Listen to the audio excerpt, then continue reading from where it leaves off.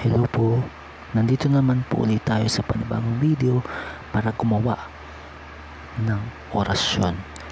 Sa orasyon po na ito, gagawa po tayo ng orasyon para makonsensya yung mga taong naglilibak sa atin o nagsasalita ng masama sa likod natin habang nakatalikod tayo. Ngayon po, ang gagawin mo lamang, isusulat mo po ng 3 beses yung pangalan ng sa palagay mong tao na nanglilibak sa iyo, at isusulat mo po na makokonsensya siya. Opo, ilalagay niyo po na siya ay makonsensya para nang sa gayon ang orasyon po na ito ay maging napakabisa.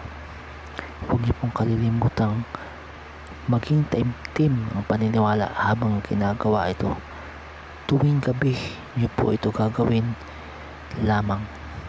Inulit ko po, isusulat niyo ng 3 beses ang pangalan ng taong sa palagay mo ay nanlilibak sa iyo, at ang salitang makokonsensya ka sa panlilibak mo sa akin.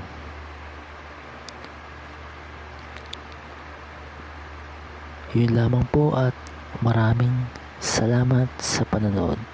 Subscribe na po kayo kung di pa nakasubscribe. Salamat.